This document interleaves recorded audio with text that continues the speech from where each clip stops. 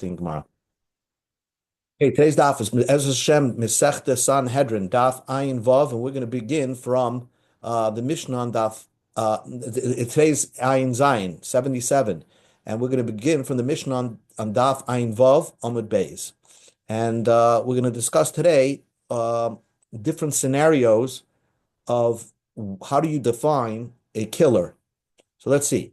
Ve'elu haneharogim. The following people are killed by the sword. A murderer is killed by the sword, as we learned before, that the way Bezin would kill a murderer would be chop his head off. Haretzeach, someone who's a murderer, gets the knife. But and the people of the city of the wayward city, all the people, the inhabitants did avodah zarah, they also get misa, the death penalty, b'sayif. Now the Mishnah says, if a Ritzeach hits somebody with a stone or a piece of iron, or the kavash or a man was stuck in the water and you pressed him down to stay in the water, or he was in a fire and you prevented him from getting out of the fire. Because of you, he cannot get out of the fire. So you're not killing him, but you're not directly causing the death, but you are, because you're preventing him from getting out of the pool. So chayiv, then you're held liable and you chayiv misa. Now, let's say you push somebody into water, or a person pushed someone into a fire, and the victim could have made his way out of the pool, and for some reason he didn't. So then, v'meis, and the victim died. Potter, the pusher, is not held liable because somehow it is the fault of the victim for not saving himself. The Mishnah continues, Shisa boyas a caliph, Shisa boyas a nachash. Let's say someone incited a dog or incited a snake to go after a person. Potter. So you potter if the snake bit and killed that person, or the dog bit that person and killed him, the insider is potter, because I guess what we're seeing over here is he only caused the death, but he didn't actually do the death.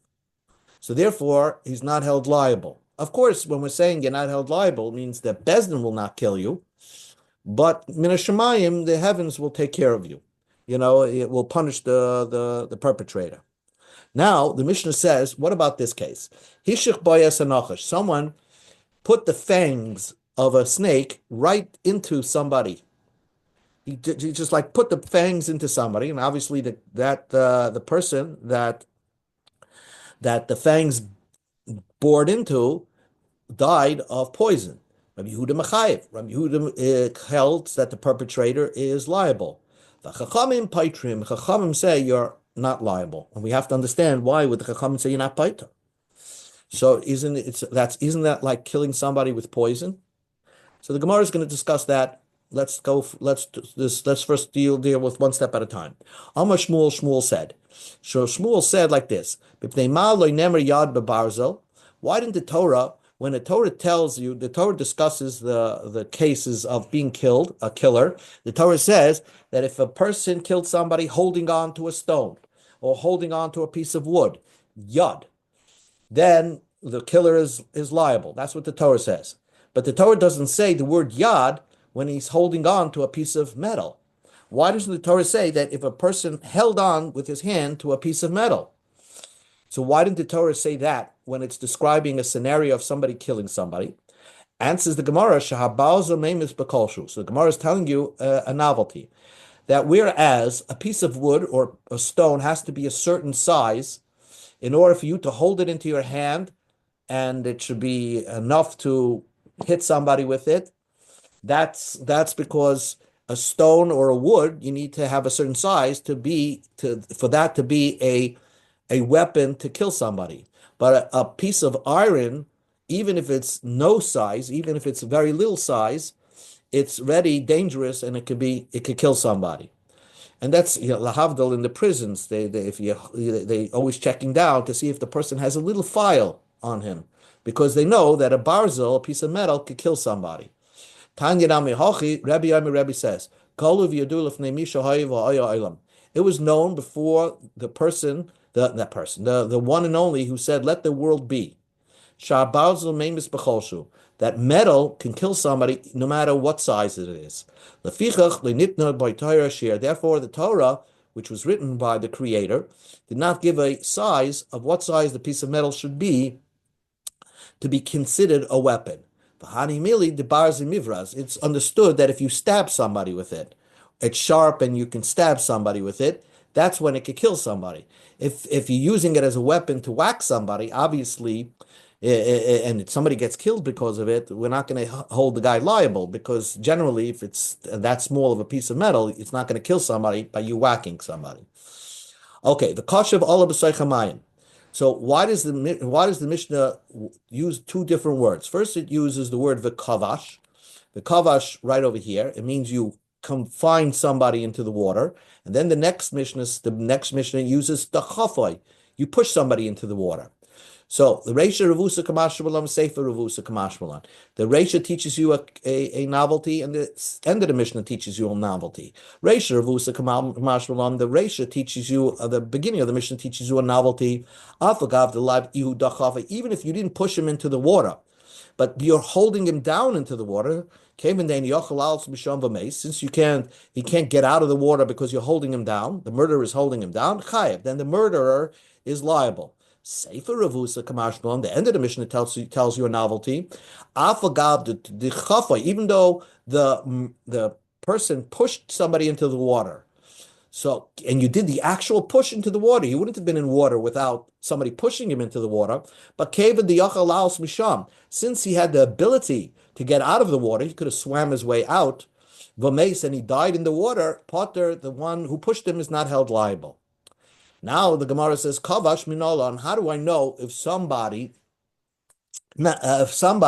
just confines somebody into water? He pushes him into water and holds him and prevents him from getting out of that water. He's considered a murderer. Now, I would think a murderer is somebody who takes a knife and stabs somebody, so you're actually killing him. But if you're just confining him into the water and holding him down, perhaps you're not a murderer, because what's killing him? The water is killing him, and you're not the water. The murderer is just holding him down from ever getting out of the water. So how do you know you're a murderer, even if you're holding him down? Shmuel says, the Amakra, the Pasuk says, if you kill somebody, oi be'eva, you killed him out of enmity. So, oi be'eva, with enmity, l'rabbis, that come to include esam tzamtzem. If you confine somebody in a place where he can get killed, that's also considered a murderer. Says the Gemara, what happens? Hahu gavra, there was this person, the mitzamtzema l'chayusa. He confined somebody's animal, l'chayusa dechavri. Somebody's animal, b'shimsha. He confined the animal to stay in the sun.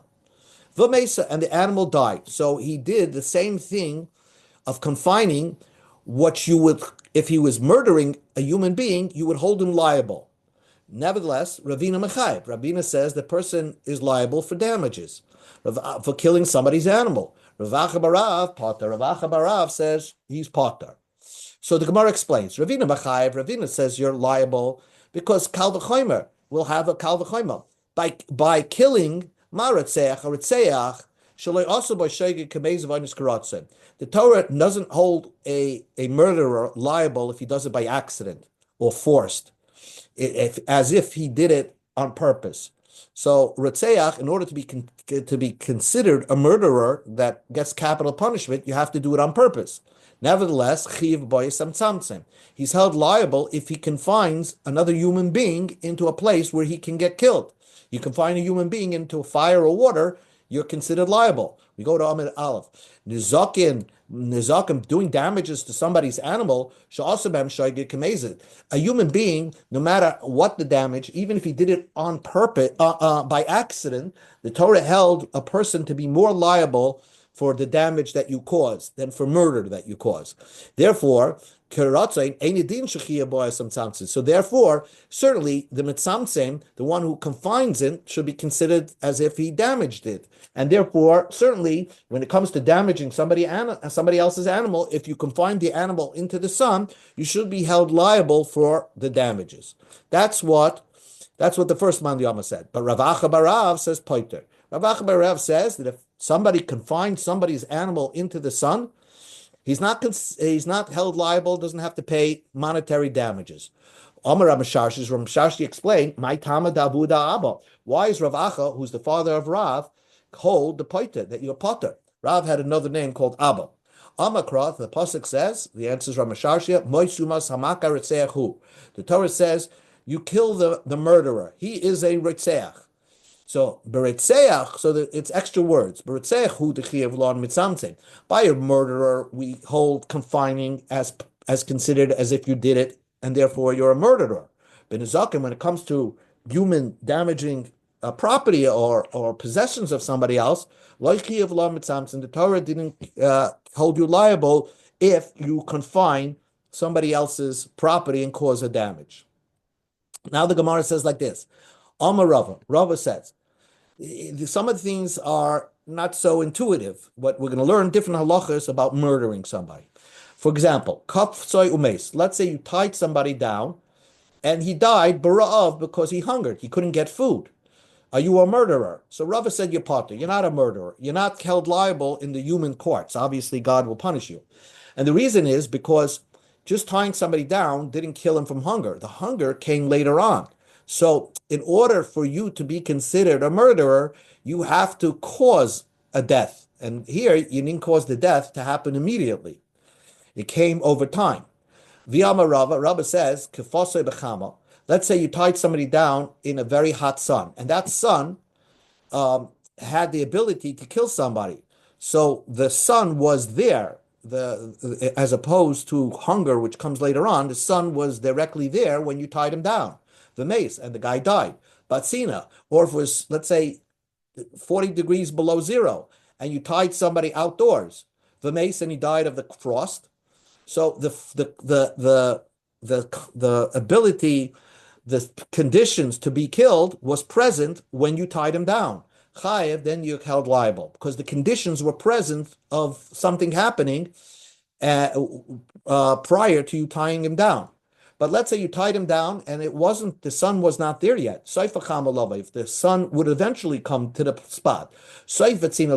Let's say it wasn't that cold yet. And eventually the cold came. So the temperature dropped. So when you tied him down, the conditions of death was not present. Then potter, then you're not held liable.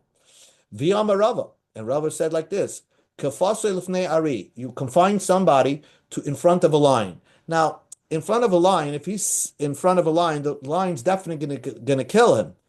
Just, it's very hard to run away. So the conditions of death were present before you tied him down. So here's a little different. The lion was there before you tied him down, so he was a dead man already. So you just tying him down in front of the lion, so you didn't do anything. So to hasten his death, so potter, you're not liable. Lifnei Yetushin, but if you held him down in front of insects, and the insects now he couldn't move and escape, so then chayiv, you held liable because he couldn't escape. Had you not tied him down, he was able to run away.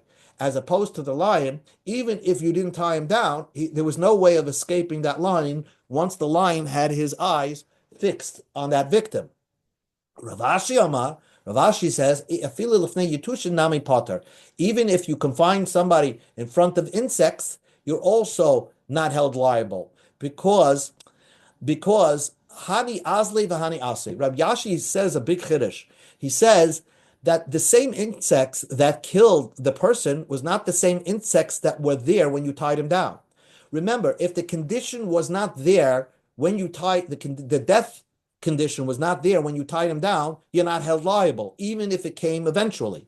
And here, the same insects that were there when you tied him down, they disappeared, and other insects came and killed the person. So therefore, the person that tied down that victim is not held liable. Now the Gemara says like this, Itmar, they had a teaching, a discussion. Kafa alav gigas, you put over somebody's head let's say a plastic bag or a jug, and right then and there he starts to suffocate. Or uparav alav maziva, he's sleeping, and you just break the roof open, and now he's going to freeze to death. So Rav of Rab Zera, it's a machlekes Rav of Rab Zera. Chadam Machayev. One said you're held liable. The Chadam Potter. One said you're not liable. So let's understand this. Testayim the Rava who the Potter. Let us prove that Rava was the one that says you're not liable. Again, he put like a jug or a pot over somebody's head. Now the guy was suffocating. Rava says you're not liable. The Amar Rava said, someone tied somebody down, and now eventually he died with hunger. Potter, you're not held liable. So when the guy put the jug on the pot over somebody's head, and now he began to the oxygen, he ran out of oxygen. That's like the hunger coming later on. He didn't die right away. He probably died in 10 minutes, 15 minutes. So therefore, he's not liable because the death condition only came later on, and therefore Rava was the one that held liable. So if you don't know who said not liable, this was Rava. So the Gemara challenges that, and the Gemara says, "Other Rava, let's say the opposite. This time the Rab Zera who the Amapata. Let us prove that Rab Zera was the one that said you're not liable. The Rab Zera said, "Haiman the Eilel Chavrei bevesa the Shaisha." Someone who can put somebody into a hermetically sealed house made of marble, right? He put somebody into a safe, let's say, va'adlik bei sharga, and then he somehow lit a candle that draws out the oxygen in the room. The mace, and the person died. Chayev, he died. Then he's liable because he did an action that that took away the oxygen in the room. So we can imply tamad adlik le ashraga. It's only because he lit a candle. That's why he lit a candle. That is why he's held liable. Just if he didn't light a candle, just by confining him into a safe, he's not held liable. So we can see that Reb Zera was the one that said you put a pot over somebody's head, you shouldn't be held liable because he's not going to die right away. And says the Gemara, no, Hamri, there's a big difference between a safe and putting a gigas over somebody's head. Hasom, over there by the safe, beloy shraga loy maschal havla. Without the lamp, without lighting a fire, without lighting a candle, the atmosphere did not begin to disappear. In other words, you didn't begin to lose oxygen without lighting of the candle. So it didn't start right away. It's only because you lit a candle, that's when you're held liable. But if you didn't light a candle, you're not held liable. We go to Amid Beis. B'shaita. Hacha, over here, by our case, when you put a pot over somebody's head, even if you don't light a candle, havla b'shata. Right away, as soon as you put that pot over somebody's heads, there's a loss of oxygen. And then it gets just less and less. And because of that, you should be held liable by putting a pot over somebody's head via locking somebody into a safe. So Rava was the one that said not liable. Amar Rava said, "Dechafei labar, you push somebody into a pit, v'sulam babar, and there's a ladder in the pit. Now, by having a ladder in the pit, the person could easily climb out. But somebody removed the ladder. Even if the guy himself that did the pushing pushed away the ladder. He took out the ladder. Potter. Why? What was his act of murder? He pushed somebody into a pit. But that's not an act of murder because there was a ladder in the pit. Somebody else removed the ladder. So therefore, you're not liable as a murderer. When you push somebody into that pit, he could have gotten out of the pit. And therefore, you're not considered, even if eventually the ladder was removed by somebody else, you're not considered a murderer. V'yama Rava said, Zarak Chaitz, if you shot an arrow, and the victim had a sris biyadi, had a shield in his hand to block the arrow. And somebody else held on and took away the shield, and therefore he grabbed the shield away from the victim, and now he got struck by the arrow. Even if the person who himself shot somehow outran the arrow and removed the shield from the victim, Potter, you're not liable. Why? Again, the either the Shadyabe, when he shot the arrow, that arrow would not have killed the person. Mifsa psike, it would have stopped. Mifsa psike gira, the arrow would have been stuck into the shield. If somebody else came and took away the shield, that doesn't make you a murderer. Rava said, Zorak b'chetz b'samonim b'yodeh. A man shot at somebody with an arrow, but that person had drugs on him that could have healed him. Uva achav hizrim, and somebody came and grabbed away the drugs and spread it all over the floor. Who called him hizrim? Or the person that shot the arrow came and took the drugs from the victim and threw it all over the floor. Potter, that does not make him a murderer. Why? When you shot the arrow, he was a person that could have healed himself. So that act of shooting an arrow is not a murderous act. And therefore, by removing some way for him to protect himself, that does not make you a murderer. I guess what makes you a murderer is that you have to do an act that could cause death, that caused the death. Or when you were doing that act could have caused a death. Omar Rabbi Ashi said, Hilkach afilas samon b'shuk. It doesn't matter if the drugs were on the person himself, even if there was a drugstore where he could have gotten the drugs, it makes it that when the person that shot the arrow was shooting at somebody who could have potentially healed himself, because he could have walked into the drugstore and bought the drugs to heal himself after being shot at. So therefore, you're not considered liable. Amalei Rav Acha so Rav Acha asked Rav Ashi, Nizdam loy samonim mahu. What happens when you shot at him? There was no drugstore, no way he could have gotten drugs. All of a sudden, after he got shot at, and now he's bleeding, all of a sudden a guy came in from out of nowhere, and he happens to have the drugs. And the guy didn't take the drugs, and the guy died. So is the person a murderer? When he shot the person, that was a murderous shot. But there was a point before the victim died where he could have taken the drugs and healed himself. So perhaps the person that shot at him is not a murderer, since there was a period of time that the victim could have not died. Amalei, Rav Ashi said, I think Harei Yotzmi Bezin Zakai. If before he since he could have been innocent, if we would have started the court case right then and there, they would have found him innocent, because just take the drugs, Mr. Victim, and you won't die. So therefore, we're not going to hold that the person who shot the arrow is liable, even though when he shot the arrow, the person was most certainly going to die, but all of a sudden the drugs showed up. So therefore, we're not going to hold the shooter liable. V'yama Rava said, someone threw a rock on the wall, and then it hit off the wall, and it ricocheted karoon backward, and it hit somebody and killed him. So the one that threw the rock is held liable. The Tana Toina and Abraisa taught, this was a game that, like a handball game, that could happen. People throw the handball or the rock or this hard ball at a wall, and it ricochets off, and it could kill a spectator. So the Brisa says, b'mezid, if the guy wanted to kill somebody, so neharogin, that we would kill the person that threw the rock, or the ball. B'shoigid, if he did it by accident and killed the spectator, goylem, then he goes to galus. So the Gemara says, b'shoigid goylem pshita. Of course, if you did it by accident, of course you go to exile. That's what happens if you kill somebody by accident. You go into exile.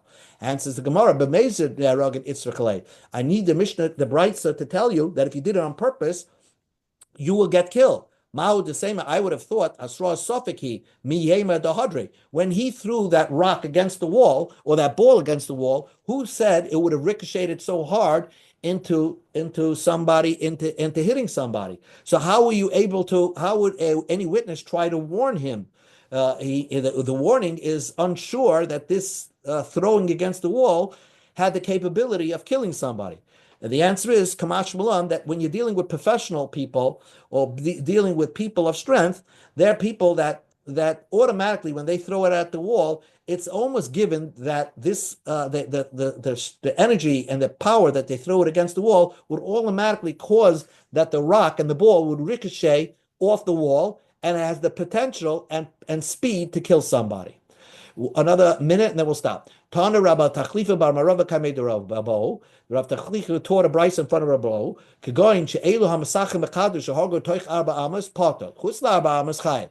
If the people are playing handball and they kill somebody who is a spectator within 4 amos, Potter, then the spectator, then they're not held liable. Because when you're throwing the ball against the wall, your intention is that the ball should go further.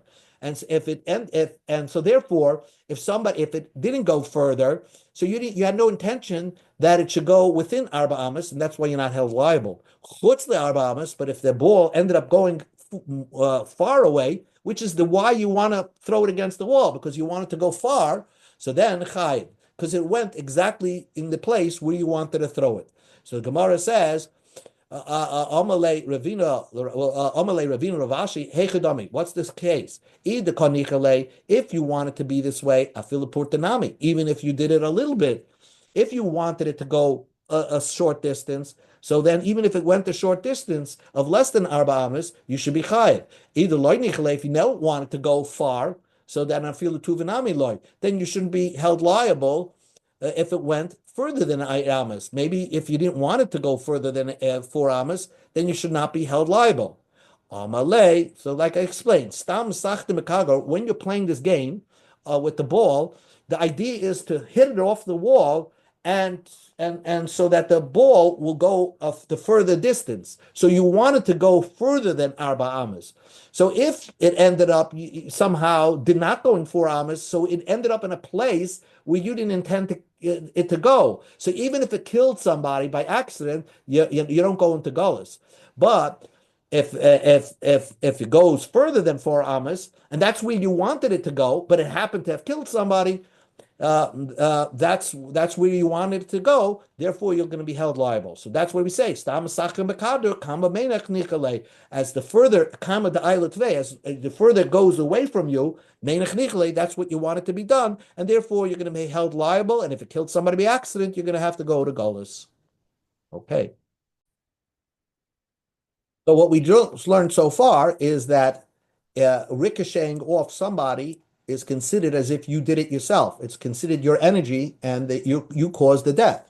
So the Gemara says, is that considered your energy that caused something to happen? Raminu, I'll ask you a question. Someone who tries to put the ashes into the water, and what happened was it accidentally, the way I read it in the Brisa, you put the ashes onto your hand and it ricocheted into the water or into the side of the trowel, and then it fell into the water. Puzzle, that's not a good kiddush of the ashes with the water. So we see that ricocheting off something is not considered your energy. Answers the Gemara. There we're talking about b'shoises. The ashes came onto your hand and then didn't ricochet into the water, but it just dropped slowly into the water. So it wasn't your energy anymore that caused it to go into the water. One more thing. Hashma, come in here. A needle that was on a piece of pottery, and you're trying to sprinkle the water with the ashes onto that needle to purify it. And you're not sure. Safek ala mached hiza. You don't know if you sprinkled directly onto the needle. Safek ala cheres hiza. Perhaps you sprinkled onto the piece of pottery and it ricocheted off onto the needle. Hazasa psula, the hazasa is psula. So we see a karuming off something else is not considered as if you did it. So again, why when you throw a ball off a wall are you considered as if you killed somebody? You didn't read it mitzah. Umatza means we're not sure if it went onto the pottery and then dripped down onto the needle. So it didn't ricochet off the pottery onto the needle, but it went onto the pottery and then dripped down, which is not your koyach, which is not your energy anymore, and therefore it's not a good sprinkling. Okay, so ends Sanhedrin Daf Ein Zayin.